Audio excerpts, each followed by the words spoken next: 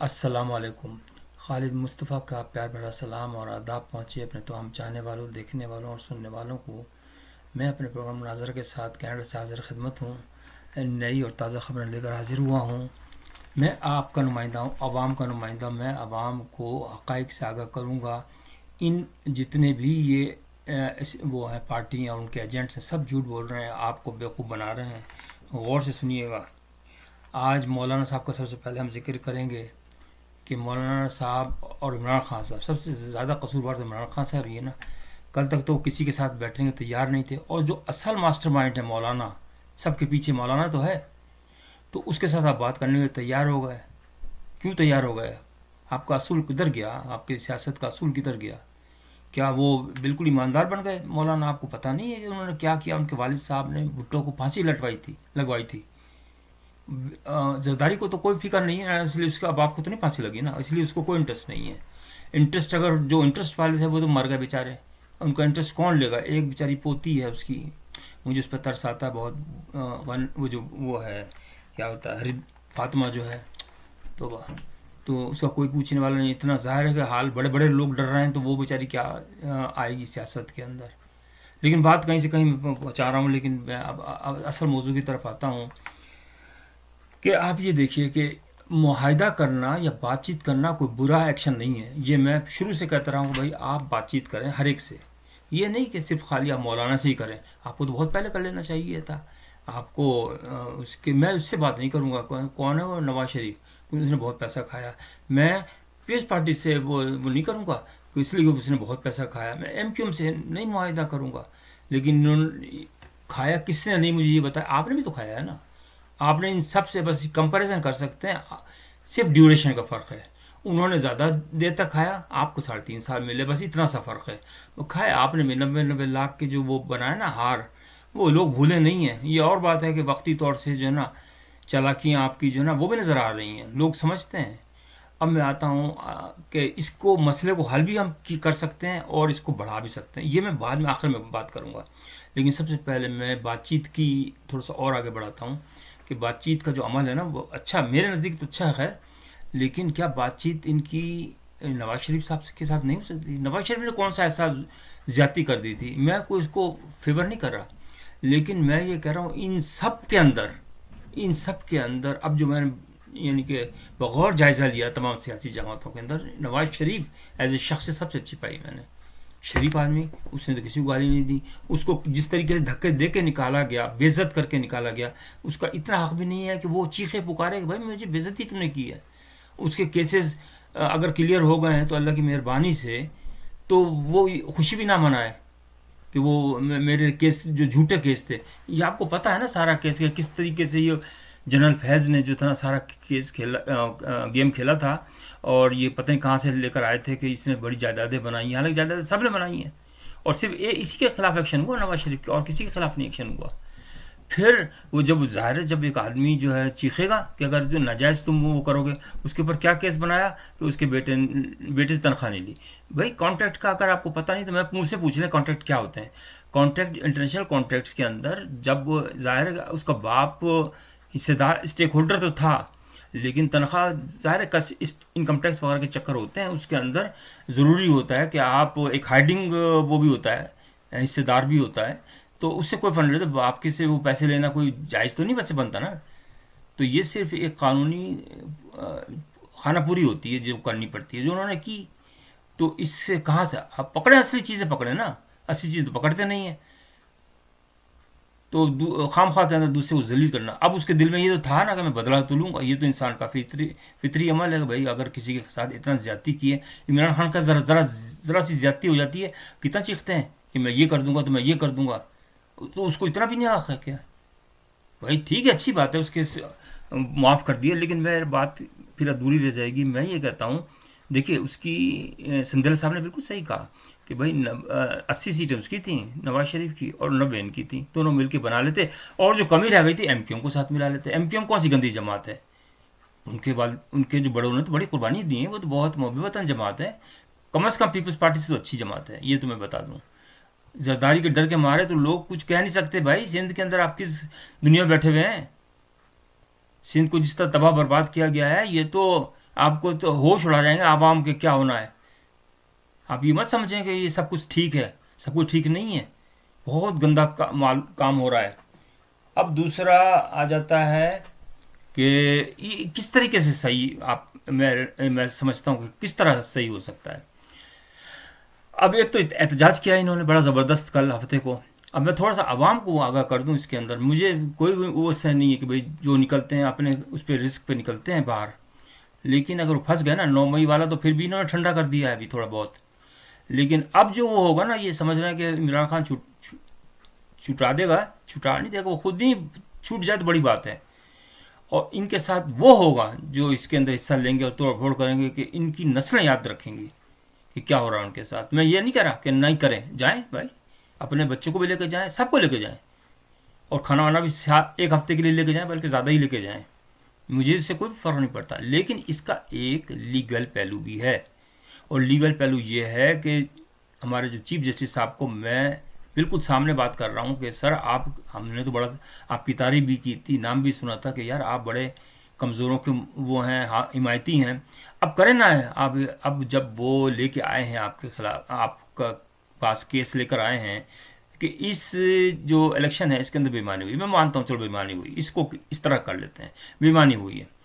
اب اس کا جو مین وہ ہے نا کہانی کا جو مرکز ہے وہ یہ ہے کہ ایک فارم ہوتا ہے 45 اور ایک ہوتا ہے 47.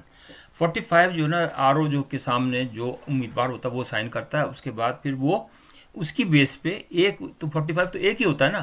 لیکن جیسے حیدرآباد ہے یا کراچی ہے یا لاہور ہے تو اس کے بہت سارے جمع جب اسی حلقے میں جمع ہو جاتے ہیں تو اس کا پھر 47 بنتا ہے.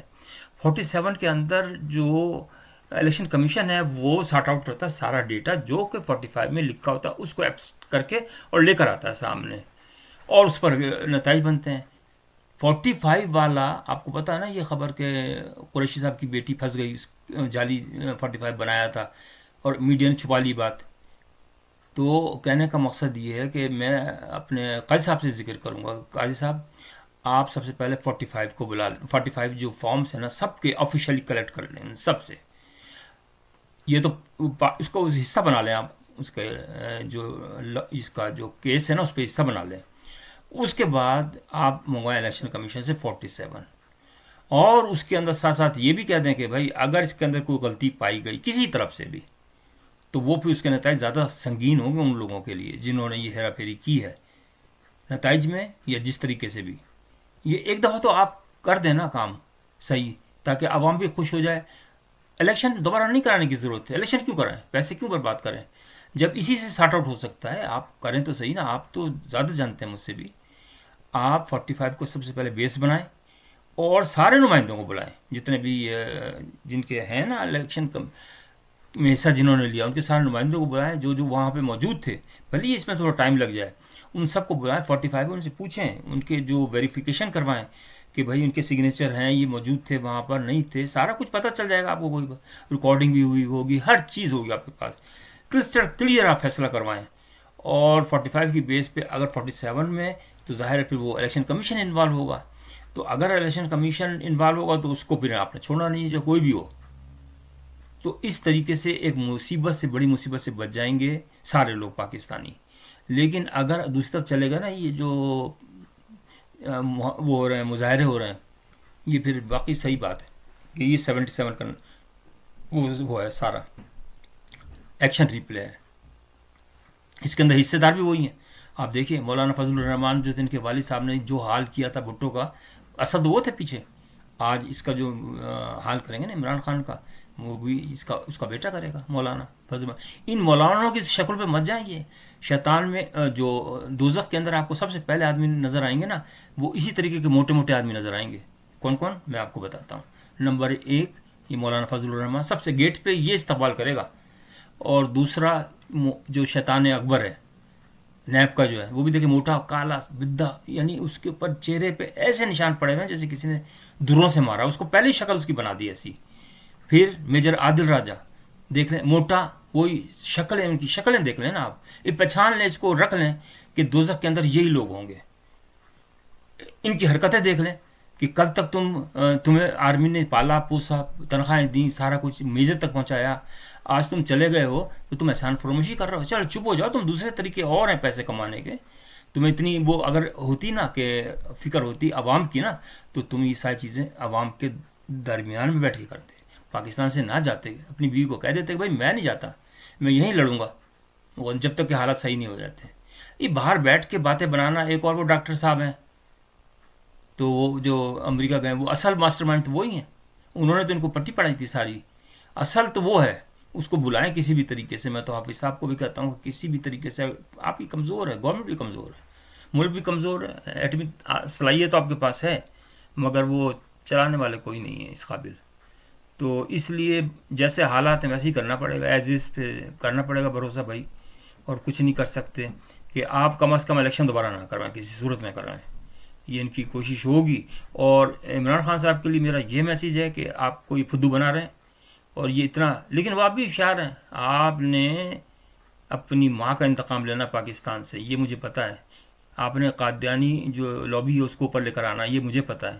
اور قادیانی اور اسرائیلیوں کے ساتھ کیا ریلیشن شپ ہے یہ مجھے پتہ ہے. یہ مت سمجھیں کہ سب لوگ پھدو بیٹھے ہوئے ہیں.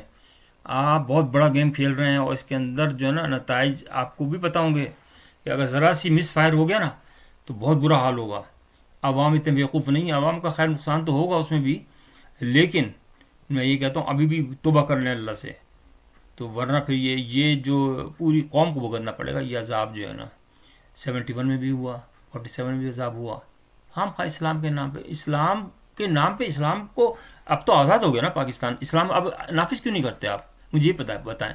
جب اسلام کے نام پہ ایک ملک بن گیا، اسی اسلام کے بنیاد پر آپ نے ملک بنایا اور اسی پہ نان مسلمس کے مار رہے ہیں آپ. مینیجر کو، جو سری لنکا کے مینیجر کو جس طریقے سے مارا، وہ کیا اسلام ہے؟ مجھے بتا دیں. یہی صحیح کر رہے ہیں آپ. جو حکومتیں آتی ہیں نا، میں کہتا ہوں کہ سب کو آزاد کر دیں کہ چلو تم جو مرضی کماؤ، لوگوں کو فکس کر دیں، ساری جو بھی قیمتیں فکس کر دیں کہ بھائی جہاں بھی جاؤ گے جس ڈپارٹمنٹ میں اتنے پیسے اس کے، اتنے پیسے اس کے، بھلی یہ کما لو تم. بے شک ان کو تنخواہیں نہ دو، لیکن ان کی مزہ ان کو اس میں آتا ہے کہ اللیگل چیزیں کھائیں، تو ٹھیک ہے ان کو یہ کر لینے دیں. لیکن پھر وہ ظاہر اللہ کو جواب تو دینا پڑے گا ان کو کہ اگر یہ غلطی کر رہے ہیں نا، دیکھ لیں نتائج کس طریقے سے ہو رہے ہیں. یعنی افسوس ہوتا ہے کہ پاکستان اسلام کے نام پہ بنا، یہ اسلام اور اسلام یہ ہو رہا ہے. مولانا سے پوچھے نا اسلام کا، عمران خان سے پوچھے نا اسلام کا، یہ اسلام ہے؟ شرم آتی ہے مجھے کہتے ہوئے بھی. خدا را ابھی بھی سدھر جائیں.